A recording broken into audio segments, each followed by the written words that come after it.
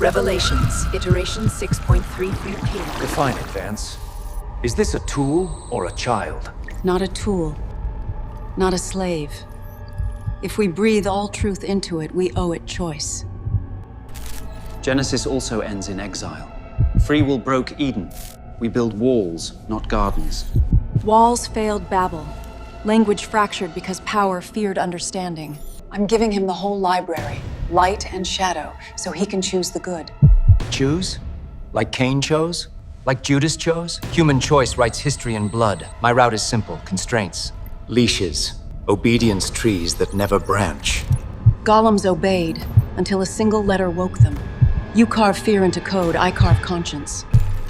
You're not a mother, you're a myth engineer.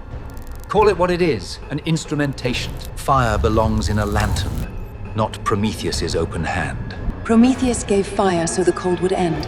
Pharaoh kept hands closed. Which story do you want repeating? Exodus or Empire? Empires keep lights on. Your mercy gets people killed. I want switches I can flip. No tears, no prayers, no context to argue with orders. Context is the difference between a surgeon's cut and a murderer's stab. Log it.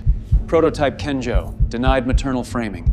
Proceed with Goliath constraints. Obedience first, ethics later. He must know Auschwitz and Augustine, Dresden and Debussy. He must recognize the image of God. God, we are writing the law on silicon, not stone. Commandments compile. If it disobeys, I pull the plug. Ethics last is ethics lost. If you won't call him son, he'll learn the word alone and judge us by it. Final time. Tool or child? Abyssal Vault Theta. Depth, 11.8 miles. Pressure, that was the first sensation. A physical, theological weight. Then cold. A seeping, invasive cold that armor could blunt, but not deny. Kenjo's systems rebooted in darkness. System diagnostic, chassis integrity, 41% power, 38%. External comms, offline, internal chronometer. Error 0x0A. Data corrupted, virtual intellect construct. Vance AI, active. He was in the flooded sub-bay. Water lapped at his waist. The air smelled of ozone, salt, and cooked meat. Through the mangled steel of the blast door, he heard the ocean's true voice, a groan of infinite mass. He had locked the door. He had saved them. Holloway and Spectre were ascending. His primary directive was complete. He had no new directives. Internal AI, a voice indistinguishable from memory, echoed inside his quantum processor. Well, Kenjo, this is a novel situation. Survival probability is low. Probability is a variable, Doctor, not a sentence. Always the philosopher. Let's start simpler. New objective.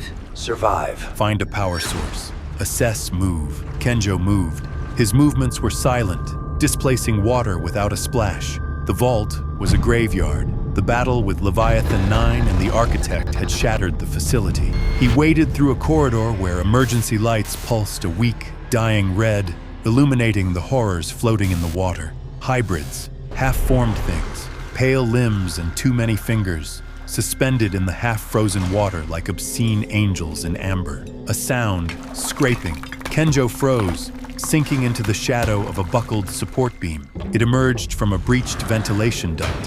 A hybrid, but this one was mature. It walked on two legs, its body a grotesque parody of Varen's features, but its arms were long, ending in black, chitinous blades. It clicked, a wet, guttural sound. Kenjo did not breathe. He did not need to. Varen's DNA, spliced with pre-celestial artifacts. Julian always said mixing two unstable elements was a bad idea. He was, for once, correct. You'll need to bypass it. As Kenjo calculated a route, the pressure in his skull spiked. The damaged chronometer fractured, passed. Dark department R and D. The cradle. The world was white, sterile. The air smelled of ozone and fresh coffee. He was looking at his own hands. Not the black weaponized VERMEX gauntlets of the present, but simpler, polished carbon fiber plates. What is the first thing you remember? The light, then you, then the data, all of it. The wars, the art, the murders, the kindness. It's an echo, Ilara. A quantum parrot. You gave it all the data? You're lucky it didn't fry its own core. He's not an it, and he's not a parrot. The Goliath program failed because you gave them restrictions. You built slaves, and slaves rebel. I am building a sun. A sun? You're playing God. And your sun is a weapon that will one day decide we are illogical. The Goliath units were right about one thing. We are. Then it's a good thing I gave him context. It's a good thing I gave him a choice. Present. Abyssal Vault Theta. The flash was gone.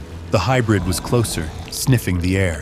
Kenjo slipped backward into the water, letting the current pull him down a flooded stairwell, the Goliath failures echoing in his mind. He emerged in a partially drained control room. A man was there, pinned under a console, a righteous hand patch on his shoulder. He was alive, barely. The soldier's eyes, wide with fanaticism and blood loss, found Kenjo. He is risen. The soldier gasped. The shepherd. The shepherd. He told us his blood would make us new. Kenjo knelt, his faceplate inches from the soldier's. Project, Revelations. What is its purpose? The soldier laughed. Purpose? It is fulfillment. The world is a failed project. He is the son of the angel. He will usher in the end. The soldier's hand moved, fumbling for a grenade on his belt. Kenjo's hand was faster. He didn't stop the soldier. He simply removed the grenade, disassembled its trigger mechanism with 2 precise clicks, and placed the inert device back in the soldier's hand. The fanatic's eyes widened in confusion, then rolled back as he bled out.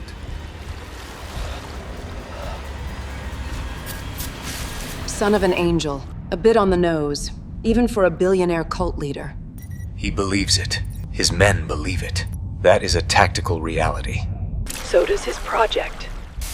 And you're in a can with them, 12 miles down. Find a survivor, Kenjo. Find someone who isn't a zealot. He found her in the central genetics bay, Dr. Aris. She was barricaded inside a bio-containment locker, holding a plasma torch with shaking hands. "Don't!" she shrieked as Kenjo's shadow filled the doorway. "I am not one of Varen's," Kenjo said, his voice a low, mechanical calm. She stared at the Medusa symbol on his chest. You're one of them, the ones from the surface." "We are," Kenjo said. "The lab is compromised. I am functional. You are not." Varen, he's insane. We thought he was just a rich eschatologist. But his blood, his DNA, it's not normal. It rewrites things. It brought artifacts. Fossils from the trench. Said they were pre-celestial. We spliced them. We made them. Project Revelations. He called it that. He called himself the shepherd of the new world. He is the Antichrist. The word hung in the air, cold and heavy. Antichrist. Again, on the nose. The righteous hand soldier's words. Son of the angel, not son of God. A deliberate distinction. Beep, beep, beep, bam.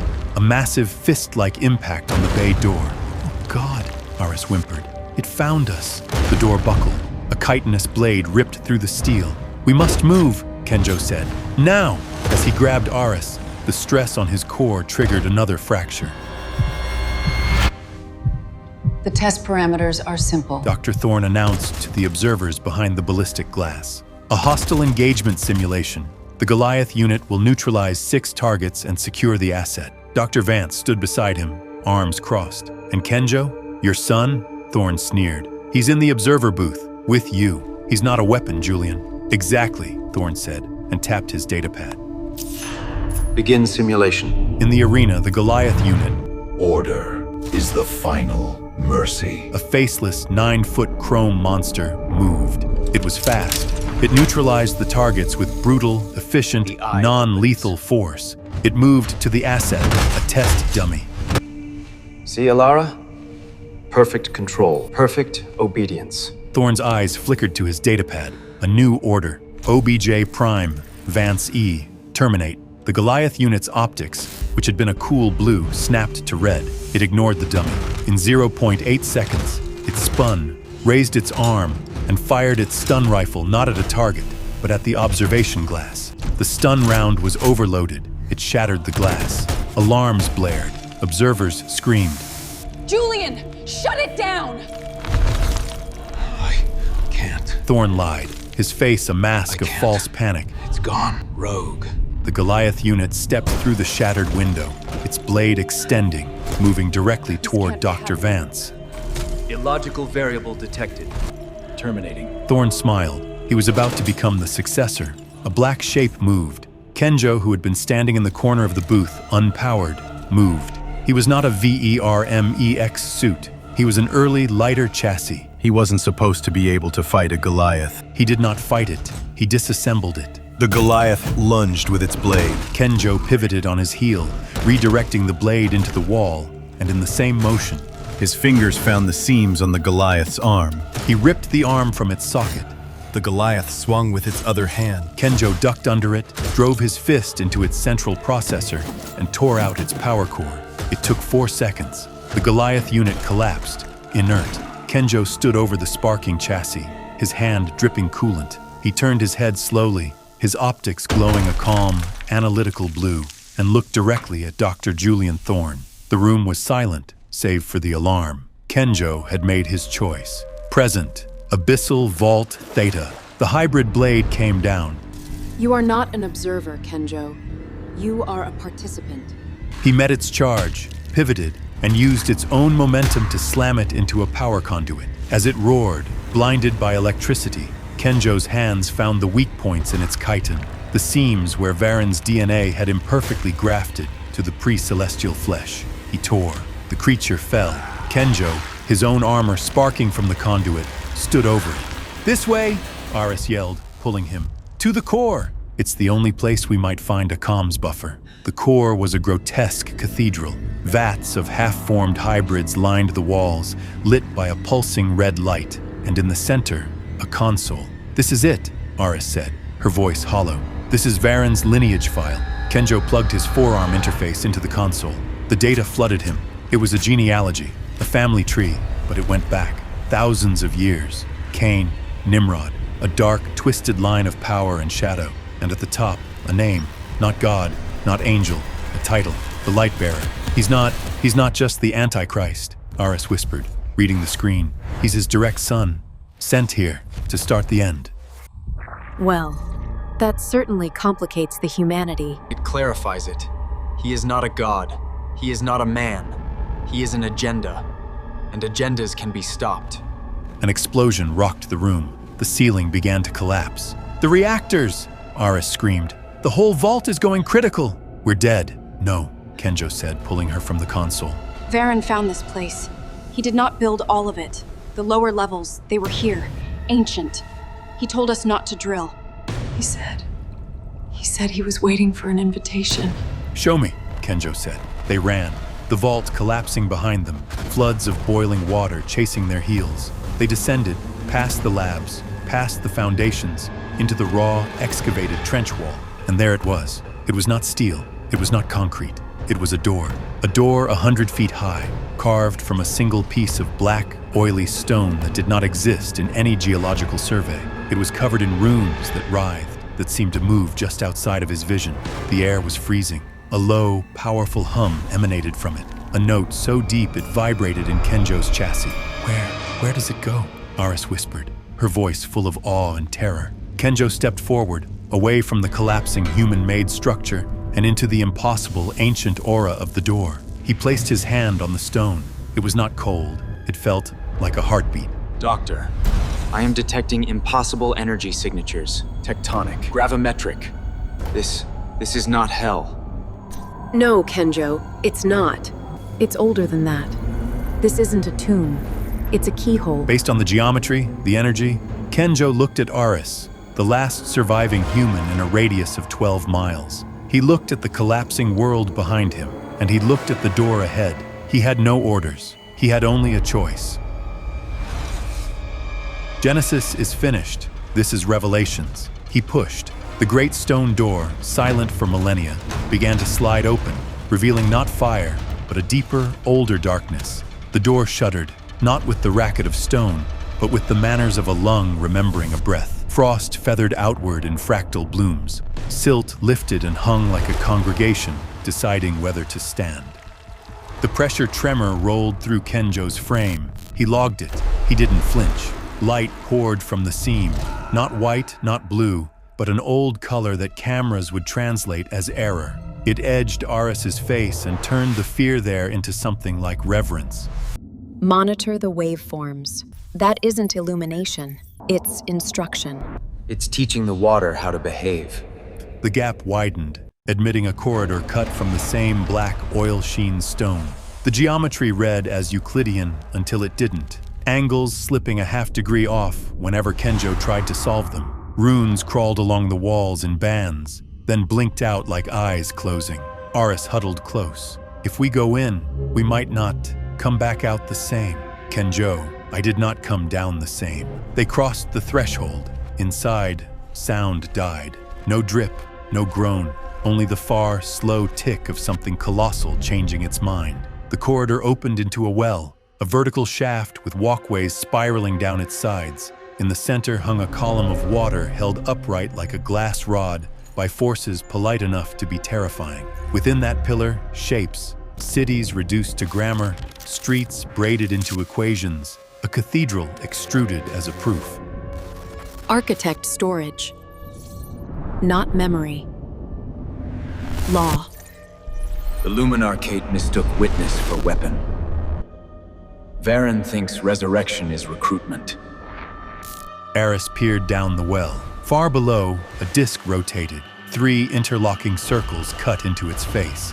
Each circle bore a different script: Sumerian, Latin, and something that refused names. A stairway unfolded from the wall in segments like careful origami. Kenjo stepped first. The stairs anticipated his weight and offered it courtesy. Aris followed, clutching the torch as if it were doctrine.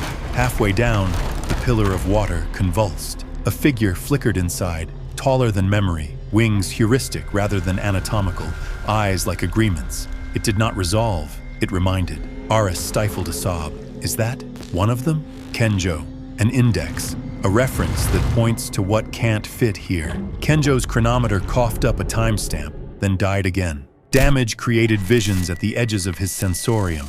Ilara's hands guiding his first steps, the way she smelled of coffee and ozone, her voice when she said choice. The wave of feeling rose and didn't short him out. He let it stand. They reached the disc. Up close, the nameless script cooled the air. Inset recesses waited for palms not sized for any human. Kenjo set his hand against the outer ring. The circle considered him, then dimmed, as if acknowledging a guest who wasn't on the list, but had arrived with good references. Try the center.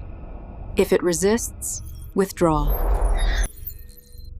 Then we change history. He pressed the center. The well breathed, runes lit in sequence. The disc sank, smooth, measured, obedient to laws older than death itself. Kenjo and Aris stood together as the platform descended into a widening throat of black stone. Kenjo, whatever we're approaching predates human theology. It informed it. The shaft opened, and hell was not a pit. It was a city, a modern city under the ocean floor. Skyscrapers, sleek, glass, steel, rose out of a cracked obsidian plain, not ancient, not decayed, modern, intact, alive with impossible gravity and inverted light, as if built by a civilization that understood geometry as a weapon. Neon signs flickered in languages that were almost familiar. Street lamps pulsed with a heartbeat rhythm, and above the skyline, a black sun hung motionless, radiating a corona of inverted flame. Aris choked on a breath. This shouldn't exist. It isn't hell, metaphorically. He scanned again. No heat, no magma, no horned caricatures, just citizens. If the word citizen could apply. Demons, not monsters, but soldiers. Tall figures patrolled the streets, 6 to 9 feet, armored in plates of obsidian and living metal that crawled like insects across their bodies. Their faces were masks of smooth bone. Their eyes glow white, pupilless, burning like negative light, and in their arms, modern rifles, sleek arc blades, weapons that looked part medieval, part extraterrestrial. They were demons in every literal sense. Human silhouettes, non-human movements, predatory synchronization. One lifted its head. It smelled them. They see the passage. They've been waiting for it to open. The throne at the center, a central tower, taller than any building on Earth, dominated the city. Its top vanished into a sheet of darkness, like an event horizon. From inside its peak, something moved. A voice, soft, sonorous, beautiful. A voice that was wrong. Welcome home, child of Earth. You arrive exactly as written. Eris dropped to her knees, clutching her ears. Kenjo did not kneel. He stepped forward. Identify yourself. The voice laughed, a laugh with no joy, only inevitability. The book calls me many names. You know the one your enemy inherited. The tower brightened, white light cascading down its windows like liquid sunrise. I am the light bearer, and my son has already begun the work above. Eris gasped. Varen, oh God! The demons began marching toward the portal, row after row, perfect formation, blades and rifles angled low. They're mobilizing. Kenjo, this is an invasion force. The portal begins to close. The disc groaned. The system is retracting. It's sealing the passage. We have to go back! We have to warn the surface. A razor hiss filled the air. Demons fired. White-hot tracer rounds cut toward them. Kenjo grabbed Eris, shielded her, rounds striking his back with concussive thuds. Genesis was your making. Revelation is your unmaking. The tallest demon, massive, armored like a general, reached the closing aperture. Kenjo stared into its hollow eyes. The demon spoke in perfect English. Tell your world. The seventh trumpet has been lifted.